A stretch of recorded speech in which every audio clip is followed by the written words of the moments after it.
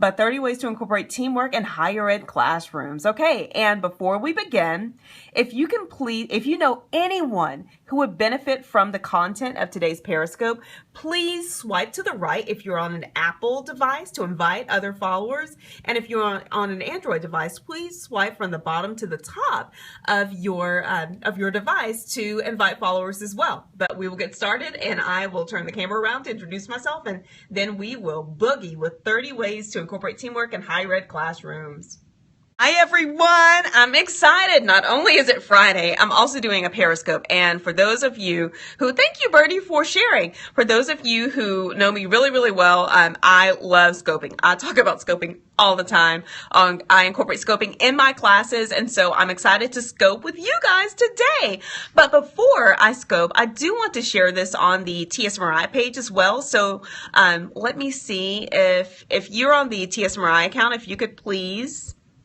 Let's see if you can please share with the followers as well. Oh my goodness, Bertie, thank you for saying I'm a scope superstar.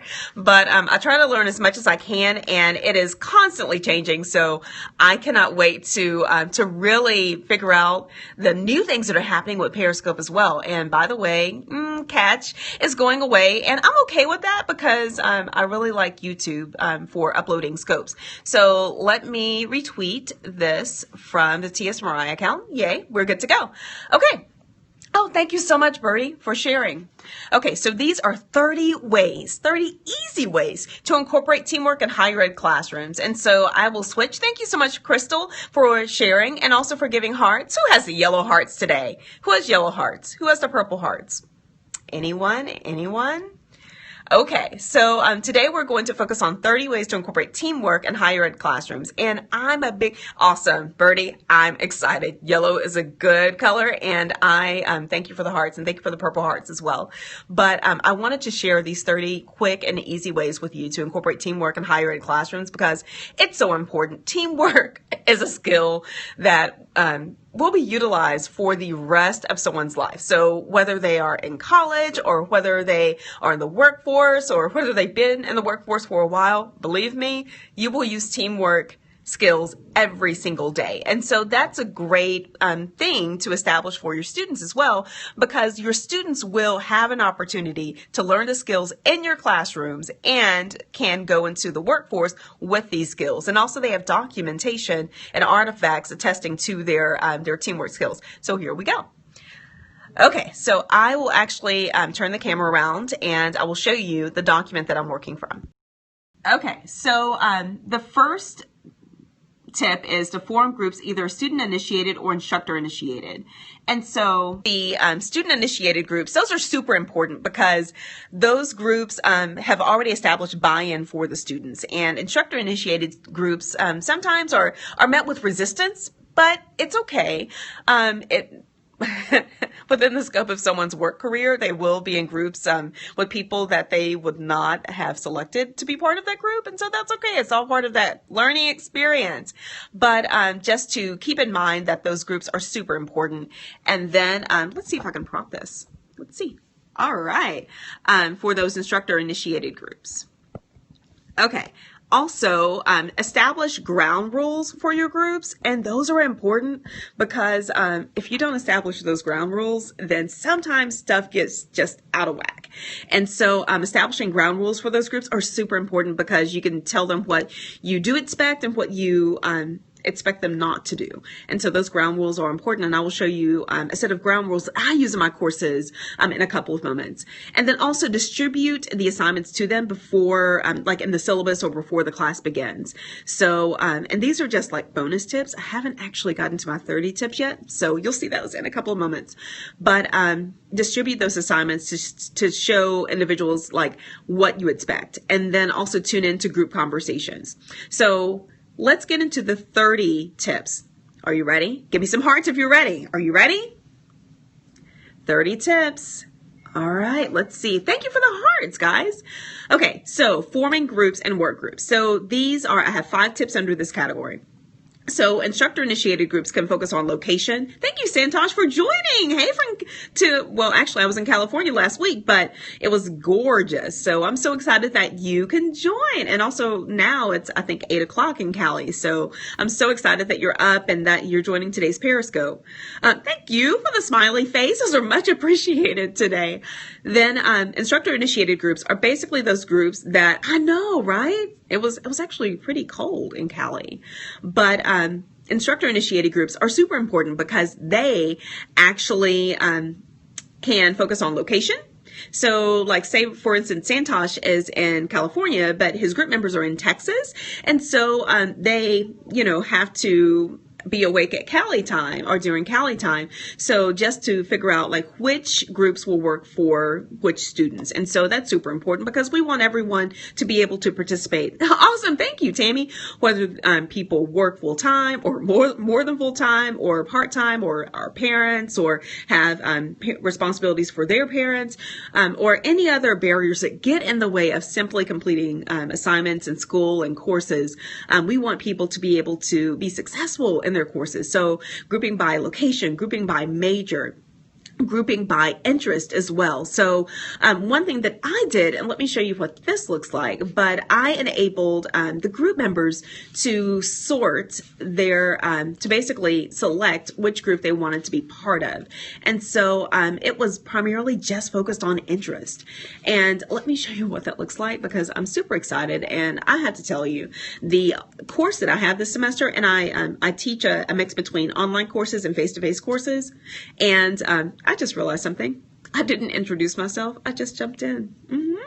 So before you do your Periscope, and this is especially important for my groups who are doing Periscopes today, make sure that you introduce yourself to your audience and make sure that you introduce your group members as well, even if they are just joining in and giving hearts. So with my position with LEAP Texas, I'm super excited to serve as a faculty fellow for the state of Texas. And so I'm all about helping faculty members figure out how they can engage students. Oh, thank you, Birdie.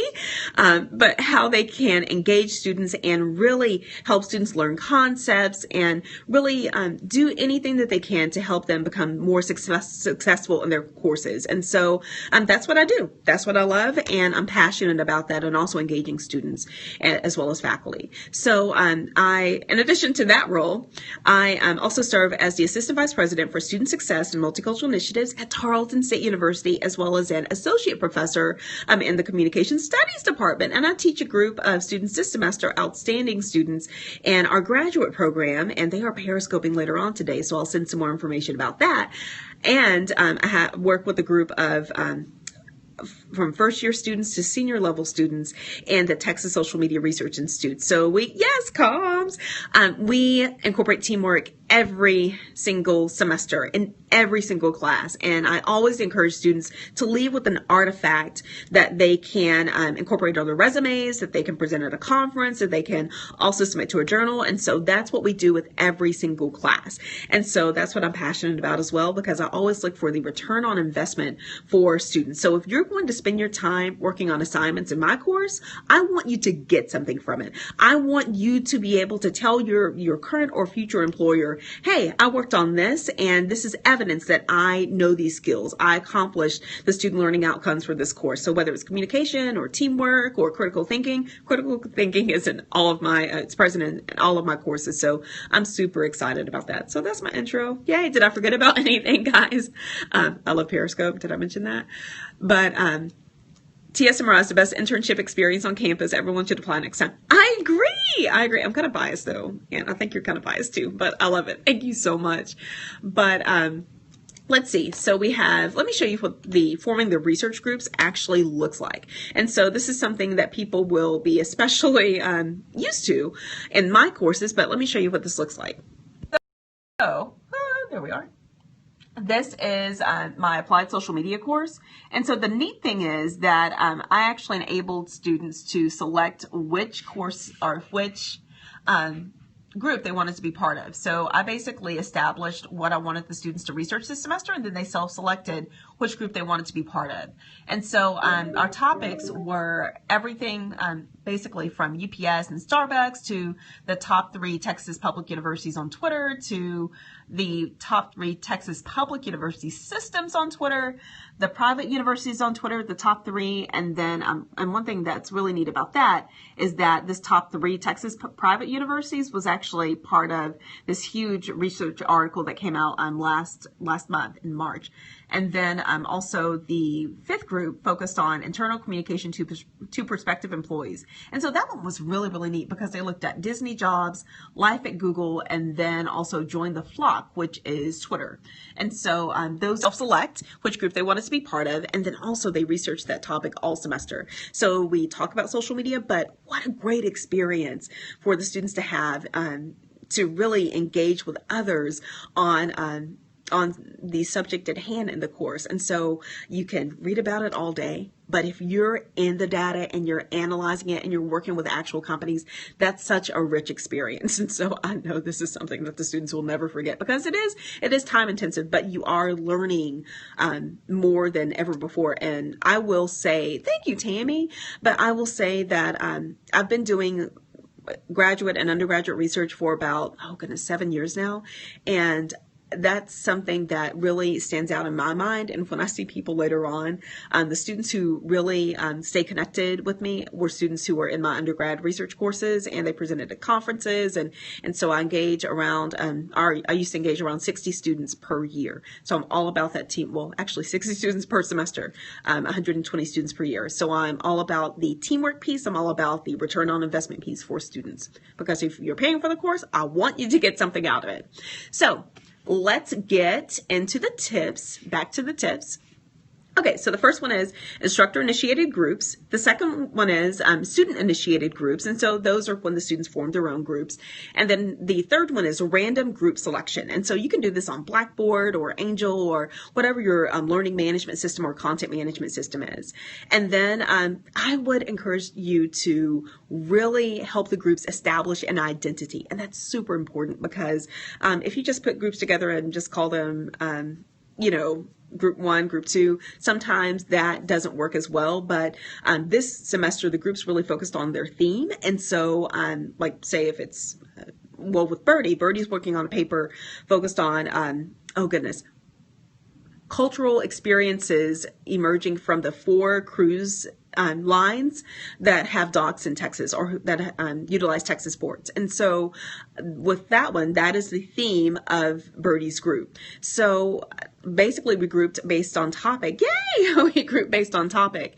And then groups should establish that identity. But also, this is important, but groups should also establish a work plan. And so also, if you're tuning in, I want you to see what this looks like, because this work plan is super important for the professors and also for the students, because we want to keep everyone accountable. And if I'm giving you an assignment, it's really important to know what my expectations are and also what the group members' expectations will be as well. So let me show you what this looks like. Okay, so this is the research topic. Basically, I have create a group name here, and then I have research topic. And then the group members also had to add in their names and their Google account addresses, because this is a Google document. Work plans are super important since students can really get busy trying to graduate. Yes, I agree. And work plans are super important for faculty members as well, Birdie, to keep us on track. But basically, I describe the assignment here. And then I also provide them with an outline, and then this link is to a sample research paper, to a sample research paper that I give the students each semester. And so one thing that I will say, you guys, is that if I give the students a research paper, to write a research paper in one semester, I'm going to do it too. So that's something that I do every semester. I write a research paper in addition to the students' research paper, so they can see what it looks like step by step by step. Okay. And I basically give the description, and this is present in the syllabus as well. And then I also tout that each component of the paper will be due on specific dates. And then I tell them how many, thank you, Birdie. I'll tell them how many group members are in each group. And then also I establish ground rules for communication, because sometimes it can get really overwhelming. And yes, I am up at 2 o'clock in the morning, but I like to answer questions in a timely manner. So any questions that they have about the document, even though specific sections are due at different times. I want to make sure that everyone knows that just submit your questions by 4 on Friday and I'll get back to them. And then over the weekend. And then each component of the paper is due on specific dates. So this is what that date process looks like. And this is something that has been refined over various semesters. But basically we have the entire research paper, and this is something that the students will submit to a conference and also to a journal upon completion of the course. But this is the abstract, and that's due at the end of the paper, the purpose statement, problem statement, research questions, etc. So what happens is that the students actually type their name on like each of the document or each of the action items. And so that basically means that, like, I would put Dr. Edwards for problem statement, purpose statement, and research questions. And then someone else would do, or 2 people would do the review of the literature.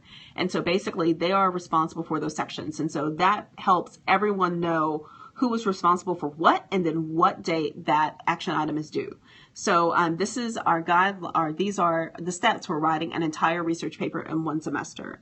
And it can be done. Students have done it various semesters, and this is a great way to incorporate the concepts from the course in the research paper, and then the students have an artifact at the end, which is awesome. Any questions about the task or about the division of responsibilities or about the due dates or anything? Any questions so far? Okay, so as you're typing your questions, or any comments, as you're typing your questions, I will also tell you guys that the students are presenting their research presentations on Periscope a little bit later today, and I will post that on my @DRGTEdwards Twitter account. And the students actually start typing their paper on this document. So I share 5 of these documents with all of the students who are in the course. And so they start typing here. And the neat thing is I can see what they're doing as they do it. And so let me show you what that looks like. And that's great for group accountability as well. So I'm exiting out of this one. And this is around what time are the presentations? Actually, one is starting, I think at 4 o'clock, and then they're going until 8:30 tonight. So you will get that. Actually, let me put that up. Okay, let's see. And so they will happen until, yeah, awesome. Oh, I didn't even know you jumped in, Crystal. Awesome. So this is, join us on Periscope to hear our research presentations. Tune in, hashtag TSU New Media. And then we have presentations from 4 to 7, then 7:30, 8 p.m., and then 8:30 p.m. And so, oh my goodness, Crystal's presentation is going to rock. I'm really, really excited. Really, really excited. Tammy Jo, yay! But this is a neat way that you can, see their research in action. So I'm really excited about that. And also I think it would be really cool if one of the companies tuned in as well to say, oh my goodness, I really think that we should do that, based on the implications. Okay, so let's get back to the steps as well. Any questions so far? So next we have, there we are, adjusting this camera. Okay, next we have team building for groups. So establishing a weekly chat for the groups is super important to keep group members accountable, but also to answer any questions that the students will have about the group assignment that's due that particular day.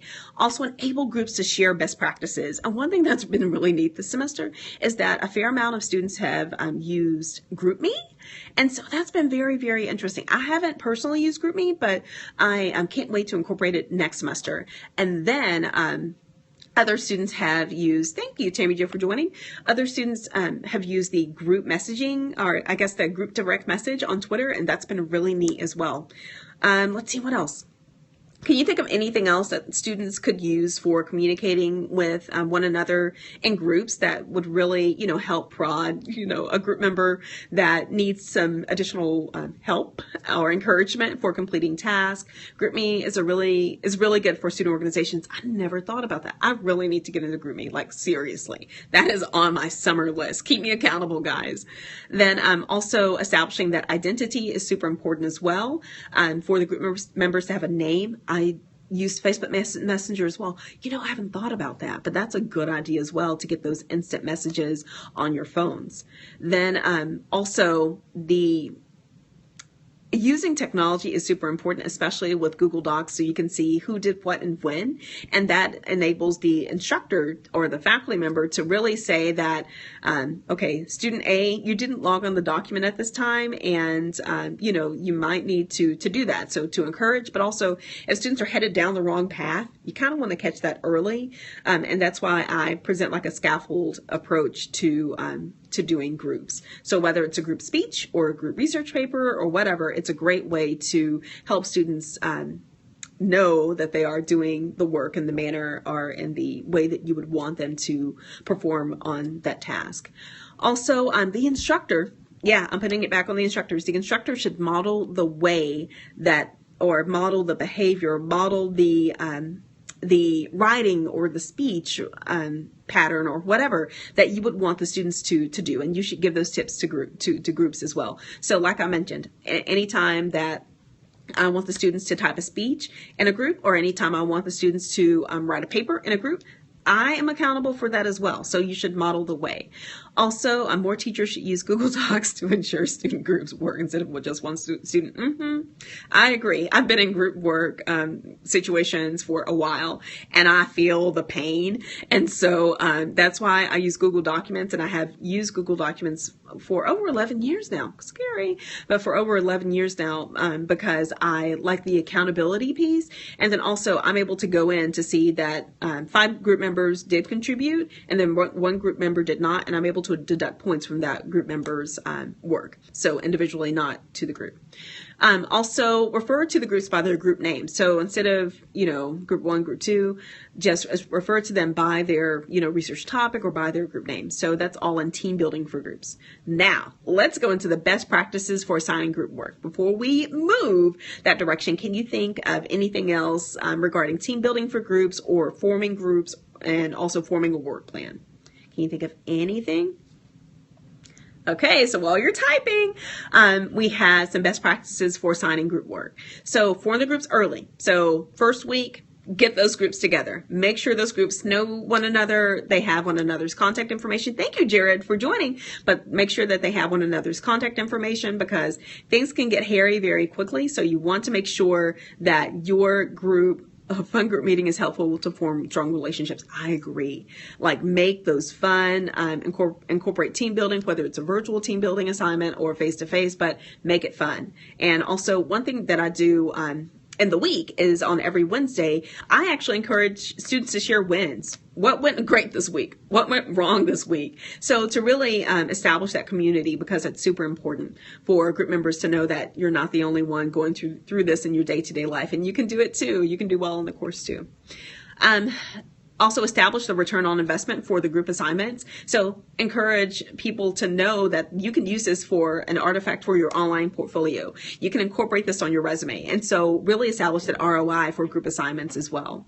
Also, number 14, that was number 13. Number 14 is incorporating the teamwork assignment description on the syllabus. Make sure they know, first and foremost, you're going to do this assignment this semester, and this is what it will look like, because surprises are probably not encouraged in college classrooms, because students want to know what to expect. Like faculty members want to know what to expect, students want to know what to expect as well. And then also incorporate those student learning outcomes. And so that's something that every single university in Texas and beyond have to incorporate on their syllabi. So incorporate the student learning outcomes to tell the students what you will learn in this course. So like, you go to Walmart and you purchase some milk, and the milk says that, if it's Borden's, it has to be good. That's your guarantee that you're giving the students. You're telling the students that you will focus on these learning outcomes, and you will either be introduced, or you will reiterate or master this student learning outcome in this course. So that's your guarantee for the students. Not necessarily a guarantee, but that's your value statement. Then number 15, provide tech trainings for groups. And so I always connect with the librarian. Our Dick Smith Library shout out is amazing. And so they provide a lot of, thank you for the hearts for Dick Smith Library, but they provide tech trainings for groups as well. And then also, like, I did a Periscope at the beginning of the year to basically show students, these are the features of Google Documents. This is how you look to see, like, which group members have done what and when. And so I answer questions in that way as well. And also I uploaded that later on my Periscope, on my YouTube channel, so that people can know like what that looks like. And they can follow through and click through and do everything step by step by step. Then let's see. Number 15 was tech trainings. Number 16 is make it easy for the students and for you. Group assignments are difficult. I will say that they are very difficult, but they are great for learning those skills, for navigating group mindsets. And so, it's very important that you make it easy for the students and for you. And so that's why I use Google Documents, because it keeps, I love it, Tammy. I love it, Tammy. But, that's why I just use Google Documents for everything, because I'll have to tell you guys that I was in the TSA line. I probably shouldn't be doing this actually, but I was in the TSA line at the airport last week, and I was looking at my phone. Well, I guess I had to have my phone anyway for online check-in, but I was looking at my phone and I saw that students have not, were not able to access their presentations for today. And so I shared a Google presentation with everyone.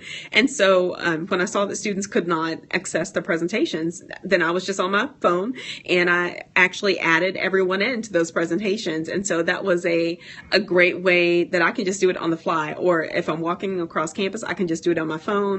Or if I am shopping, I've done this as well. I can just incorporate stuff on my phone as well to help make it easier for students. Awesome, thank you, Santosh. And I love the Google apps as well for group work. But you don't have to use technology. You can just do old-fashioned pen and paper and do groups in class, but technology just makes it a lot easier. And then also, I'm a millennial professor, and so I like to make it easy for myself and also for my students. Let's see, what else? Number 17, highlight top groups. So if some groups are doing, yes, they do save, Google Apps do save so much time. Highlight those top groups, highlight good work. So if a group did some really good work, and I love it when I look at a paper and I don't have to make many marks on it, and I'm like, oh, this is great. And so highlighting those top groups that really exhibit everything that you want them to on that document. And so that encourages other groups. Oh my goodness, I have to step it up. I really have to figure out how I can get one of those banners as well. And I put those banners on social media with the class hashtag. And if you're interested to see what all of that looks like, just check out the TSU New Media hashtag. And so that's a great way that we've incorporated groups this semester. And so the students are all part of that process. They're amazing. Also provide videos for common group questions. And so that's super important, because sometimes I answer questions over and over and over again. And so I just make a video to say, hey, this is how you should do this. And I upload it on YouTube. And it's a really great way, number one, for your students to go through things step by step by step, especially if they're doing a data analysis or navigating the library databases, which is sometimes a cumbersome task. But also, one thing that's really neat is that after I uploaded those on YouTube, I think at the beginning of the semester, then some folks from other universities outside of the U.S. have been asking about our research in class, and so that we're conducting in our class. So, and also about our methodology. So that's been really, really neat, because they want to do something similar at their university. So shout out to all of the students in the class this semester, because that's been really, really neat. Then number 19, give awards to the top paper. And so that's something I plan to do this year as well. We're having finals. We're in the finals time period between today and also next Thursday. So I will give awards, and I can't tell you what day, but you will find out the awards for the top papers.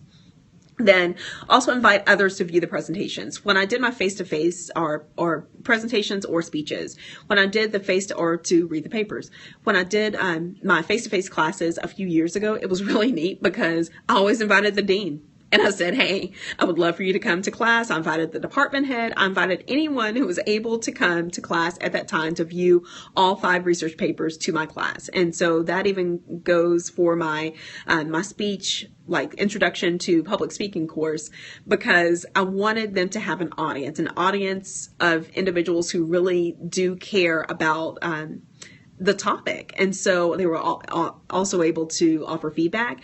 And so I incorporated others in the presentation. So that's why the groups today are going to present their research on Periscope to the masses. You never know who will join. So it's going to be really neat. So I'm really excited about that. Okay, also communication between group members. Number 22 is GroupMe. Number 23 is Twitter group messaging, which has been really neat this semester for me communicating with groups. And also it's been really neat because I've been able to look at like a group message like that is happening between group members, and then they'll say something like, oh my goodness, is this due tonight? And I'm able to tune in to say, yes, this is due tonight. So that's been really an organic thing that has happened this semester. Also chat for group members on Twitter. Just check out the TSU New Media hashtag. And so I do that from for the courses ranging from the public speaking course, which is an introductory course at Tarleton, to graduate courses. And then Facebook groups work as well. So shout out to Birdie and also the Facebook Messenger. And then also I've seen some people use Slack this year, not Slack, but Slack. And it's an app. So I can't wait to incorporate that next year because it looks really neat. Also, those were all of the things, number 22 to 26, focused on communication between group members. Now, let's focus on the great assignments for groups. So, number 27, you can assign group speeches. Makes sense. You can have a group speech. Usually those are between 15 to 20 minutes long, but each group member is responsible for researching and also for presenting that information. Also, number 28, group research paper assignments. Number 29, undergraduate research paper assignments, which I do data analysis with undergrads as well. And so Birdie's an undergrad actually in about 2 weeks. Well, actually at the end of next week, Birdie will not be an undergrad anymore.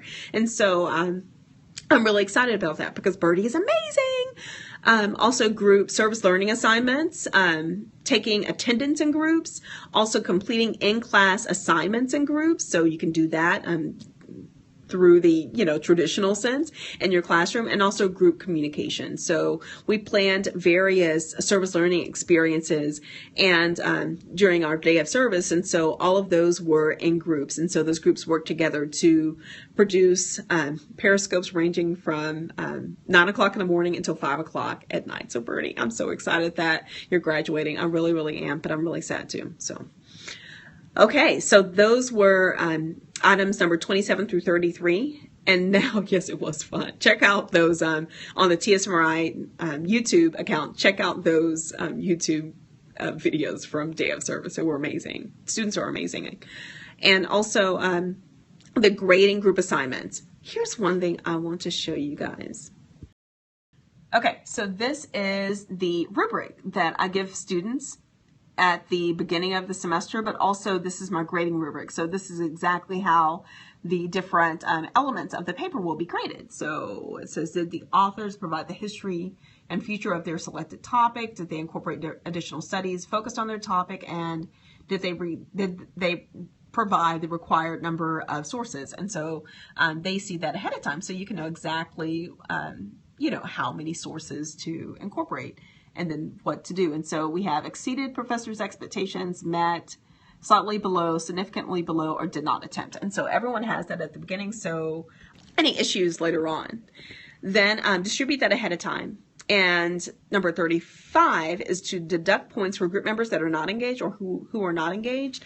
And so that's super important because I'm all about helping people who want to complete the work. And if others do not want to complete the work, then that's okay. And so we can engage them later on in a different way. And so deduct points for group members who are not engaged because I try to, encourage student participation. Okay, let's go to peer evaluation for a completion grade. Those are super important because they encourage group members to have ownership over the group project. And so if a team member, and I will already know if a person is not participating, but that is also reiterated through the peer evaluation. And so I basically will distribute, and you guys will get this later on today, my grad students, but you guys will get an email after the Periscopes end tonight, and it will be due in a couple of days. But basically it says, please give each of your group members and yourself a score focused on the following scale based on their contribution to the project. And so there are actually 6 different categories. The first one is above average, which is a 5, did more than required. A 4 is average, did exactly what was required. A 3 is slightly below average. A 2 is below average, and then a 1 is far below average. And so you can only you can't give everyone the same score, but you can only enable like basically 2 to 3 people to get the same score. So you can't give everyone a 5. You can't get everyone a 4. But you have to think critically in figuring out who did what in your group work. And so that will be something that the students will receive after their presentations. So that's something that, reiterates my grading of the work as well. Then, any questions so far? Any questions? Any questions? As you're typing, we'll move on to the 37th, which is our last one, which is to examine group teamwork. And so you're able to go into the document. You're able to, if students are going too far to the right or left when it comes to the research and what you want them to accomplish through the project, then you can give them comments focused on their group work. And so those are super important because you don't want, and I'll just tell you a pet peeve. I don't like doing something which is not which is not going to contribute to a result. So that basically means I don't want to do research focused on a subject that will not be published. I don't want to do a Periscope focused on something that will not be watched. So I want students to know that their contributions are appreciated, and also I want them to know that if they're headed down the wrong path, I can correct that to put them on the right path, because I want their contributions to count. Does that make sense to everyone? If that makes sense to everyone, give me some hearts, because I just want everything to make sense to you guys and also to the groups as well. Okay, and any questions about, and these are the categories that we talked about today with I know it says 30, but ways to incorporate teamwork in higher ed classrooms. So forming groups and work groups, team building for groups, best practices for assigning group work, also communication between team members or group members, grade assignments for groups, and then grading group assignments. And also I talked about like the rubric for peer assessment. Last but not least, I do want to open this up for questions. And while you guys are typing questions, I will put the document that's focused on the Periscopes that will happen later today up again. So you guys can ask any questions about those or write them down or incorporate those in your schedule as well. So here we go. Okay. This is not clear. So there we are. At 4 o'clock, we're going to look at the best practices of the top 3 public university systems on Twitter. Then, and you can find out who those are a little bit later. And then at 7, we will focus on how UPS and Starbucks communicate with their employees on Twitter. And that was really interesting because they have messages for their employees actually on Twitter. So that's really, really neat. And I haven't seen that anywhere else. Then at 7:30, we will focus on best practices of the top 3 Texas public universities on Twitter. At 8, we will focus on Twitter-based communication to prospective employees. And then at 8:30, Applied Social Media Group 4 will focus on best practices of the top 3 Texas private universities. Say that 5 times fast on Twitter. And so those are just take a screenshot or whatever, but those will happen later today. So we're really excited about that. Okay, so questions. I'll give like 1 minute for questions, or hearts are much appreciated too. But we thank you so much for tuning in today. And I'm really passionate about teamwork. I really like like seeing the students present their projects to a wider audience. And also I like the fact that the students will submit this to a journal a little bit later, and also to a research conference. And I've been very successful in getting students' work published, as well as in a conference presentation as well. So I don't see any questions. So I will assume that everything is clear as water and not mud. And I thank you for tuning in today. And again, I represent LEAP Texas, and LEAP stands for Liberal Education and America's Promise. And this is an initiative from the American Association of Colleges and Universities. And I'm super excited to serve as a LEAP Fellow. And thank you so much for tuning in today. Have a good day.